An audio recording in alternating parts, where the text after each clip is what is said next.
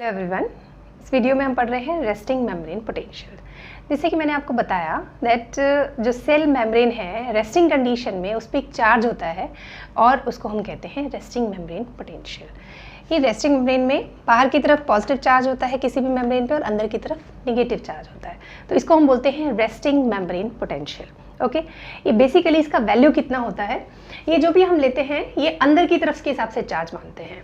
तो न्यूरॉन का होता है -70 मिलीवोल्ट और स्केलेटल मसल में होता है -90 मिलीवोल्ट। एक्चुअली क्या है कि रेस्टिंग मेम्ब्रेन पोटेंशियल तो हर एक सेल पे होता है, बट हर सेल एक्साइटेबल नहीं होती।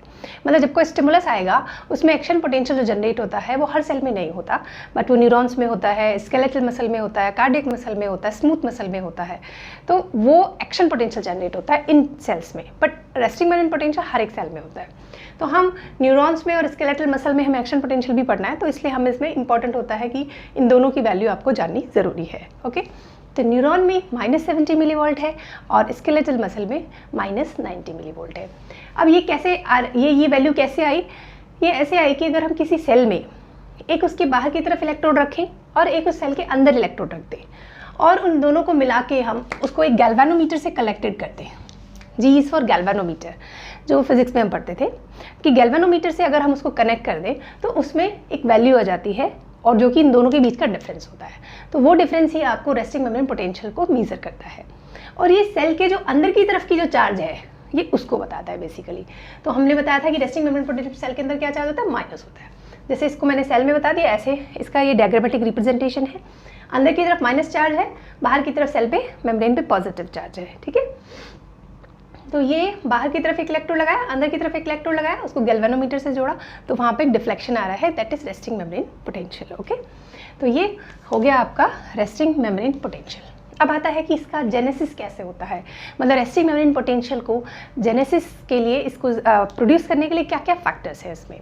तो सबसे पहला फैक्टर अभी हमने पढ़ा था गिब्स डोनर इक्विलिब्रियम में, that uneven distribution of the ions are responsible for this. Uneven distribution of the ions are most important thing. तो उसमें पोटेशियम जैसे कि अंदर की तरफ ज़्यादा होता है और बाहर की तरफ पोटेशियम कम होता है। सोडियम अंदर की तरफ कम होता है, बाहर की तरफ ज़्यादा होता है। तो स्पेशली पोटेशियम का, मेनली पोटेशियम का अनइवन डिस्ट्रीब्यूशन इसके लिए मेन रोल प्ले करता है। ओके, दूसरी चीज़ हमने पढ़ी थी सोडियम पोटेशियम पंप। क्योंकि सोडियम पोटेशियम पंप एक इलेक्ट्रोजेनिक पंप है, ये सोडियम को 3 को बाहर भेजता है। ये हमने यहाँ पे देखा था कि एक तो है आपका सबसे पहला पॉइंट ये है, पहला पॉइंट क्या है, अनइवन डिस्ट्रीब्यूशन ऑफ आयंस। तो यहाँ पे पोटेशियम अंदर ज़्यादा है और बाहर कम है, ये बाहर जाते रहते हैं, तो ये एक पोटेंशियल डिफरेंस इसमें डेवलप करते हैं। दूसरा है सोडियम पोटेशियम पंप। तो ये सेल में सोडियम पोटेशियम पंप होता है सेल मेम्ब्रेन पे, जो 3 सोडियम को बाहर भेजता है और 2 पोटेशियम को अंदर भेजता है। तो डिफरेंस अगर देखें तो एक पॉजिटिव चार्ज बाहर एक्स्ट्रा जा रहा है। ठीक है, इसलिए बाहर की तरफ पॉजिटिव चार्ज डेवलप हो रहा है और अंदर की तरफ निगेटिव चार्ज डेवलप हो रहा है। तो दूसरा रीजन है सोडियम पोटेशियम पंप। और तीसरा है sodium is less permeable through the membrane at rest and potassium is more permeable through this membrane at rest. Obviously ये जो सेल है, सेल में पोटेशियम के लिए परमिएबल है, पोटेशियम तो बाहर जाता रहता है, तो यहाँ माइनस चार्ज डेवलप होता है, बाहर की तरफ पॉजिटिव चार्ज डेवलप होता है। लेकिन जो सोडियम है अगर उसकी परमेबिलिटी ज़्यादा होती नॉर्मली, तो सोडियम क्योंकि बाहर ज़्यादा होता है, सोडियम बाहर ज़्यादा होता है, तो सोडियम की जो टेंडेंसी है वो होती अंदर से, मतलब बाहर से अंदर जाने की। तो ये क्या डेवलप कराता, अंदर पॉजिटिव कराता, बाहर निगेटिव डेवलप कराता। तो जो ये इस पोटेशियम की वजह से जो पोटेंशियल डिफरेंस डेवलप होता, ये सोडियम की परमेबिलिटी अगर ज़्यादा होती तो ये इसको कैंसिल करा देता, क्योंकि सोडियम अंदर की तरफ पॉजिटिव चार्ज डेवलप कराता है, ये देखिए, और बाहर की तरफ निगेटिव कराता है। तो यानी ये पोटेशियम का बिल्कुल अपोजिट होता है, सोडियम अंदर जाता है, पोटेशियम बाहर जाता है। ठीक है, क्योंकि सोडियम बाहर ज़्यादा है और पोटेशियम अंदर ज़्यादा है, तो ये डिस्ट्रीब्यूशन और परमिएबिलिटी मिलकर रोल प्ले करते हैं। लेकिन ये ऐसा हो ही नहीं पाता क्योंकि सोडियम की परमिएबिलिटी कम है। So sodium is less permeable through the membrane at rest, जिसकी वजह से जो पोटेशियम का इफेक्ट है वो नलीफाई नहीं हो पाता। इसकी वजह से ये रेस्टिंग मेम्ब्रेन पोटेंशियल डेवलप होता है। तो रेस्टिंग मेम्ब्रेन पोटेंशियल डेवलप होने के लिए मेन एक रीज़न है कि पोटेशियम अंदर बहुत ज़्यादा है और पोटेशियम अंदर से बाहर जाता है, इसलिए ये बाहर की तरफ एक पॉजिटिव चार्ज डेवलप करता है। प्रोटीन अंदर ज़्यादा होती हैं तो प्रोटीन अंदर रह जाती है, इसलिए प्रोटीन एक अंदर बाहर मतलब अंदर की तरफ एक माइनस डेवलप करती है। So one reason is this. दूसरा जो रीज़न है वो है आपका सोडियम पोटेशियम पंप, उससे 3 सोडियम बाहर जाते हैं और 2 पोटेशियम अंदर जाते हैं, तो एक एक्स्ट्रा पॉजिटिव चार्ज बाहर रह जाता है एज कम्पेयर टू इनसाइड। इसलिए ये और ये दोनों ही इसका मेन इंपॉर्टेंट रीज़न है। ओके, अब ये अगर हम माने इसकी वैल्यू ये -70 और -90 कैसे आई, तो इस वैल्यू को निकालने के लिए हमारे पास एक इक्वेशन है। मतलब अब जो सॉल्ट्स हैं, जो आयंस हैं, बाहर अंदर जा रहे हैं, लेकिन एक इक्विलिब्रियम डेवलप होता है, एक कंडीशन डेवलप होती है जब बाहर जाने वाले और अंदर आने वाले मतलब एक यू कैन से इक्वल हो जाते हैं, तो उस मेम्ब्रेन पर एक फाइनल चार्ज डेवलप कर देते हैं, जिसको हम रेस्टिंग मेम्ब्रेन पोटेंशियल बोलते हैं, इक्विलिब्रियम पोटेंशियल बोलते हैं, कह सकते हैं। अगर उसकी जो वैल्यू है वो हम नर्स्ट इक्वेशन से निकाल सकते हैं। तो नर्स्ट इक्वेशन क्या है? नर्स्ट इक्वेशन से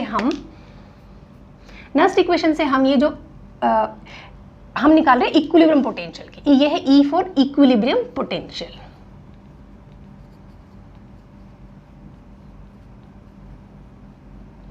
इक्विलिब्रियम पोटेंशियल क्या है? किसी एक आयन की वजह से इक्विलिब्रियम कंडीशन पे अंदर की तरफ क्या चार्ज डेवलप होता है, वो है इक्विलिब्रियम पोटेंशियल। तो अगर हम ये माने कि ये सब कुछ सिर्फ पोटेशियम की वजह से हो रहा है, तो उसको हम निकाल सकते हैं नर्स्ट इक्वेशन से।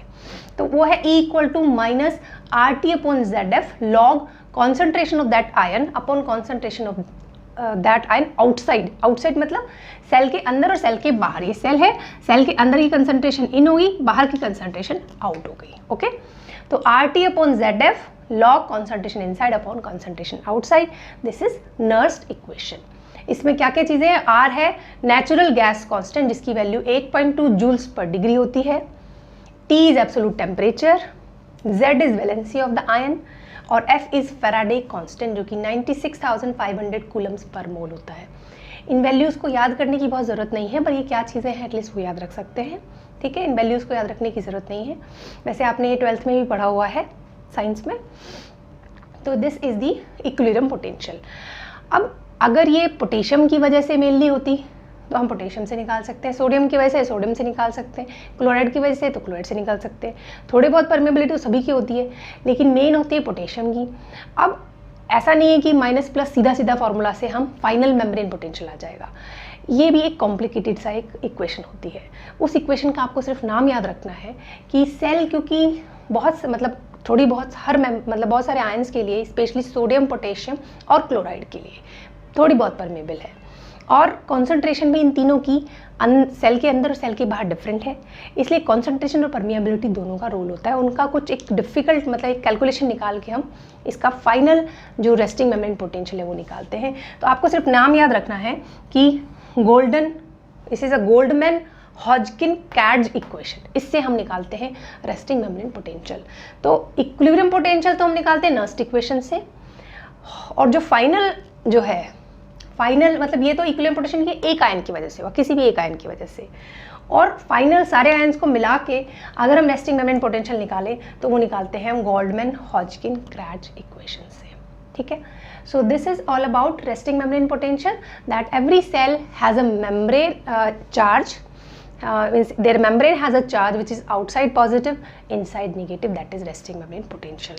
न्यूरॉन्स का resting membrane potential -70 होता है, और skeletal muscle का -90 मिलीवोल्ट होता है। और ये पॉइंट्स याद रखने जरूरी है 3, कि इनकी वजह से these are must to know point, कि इन तीनों वजह से ये resting membrane potential डेवलप होता है।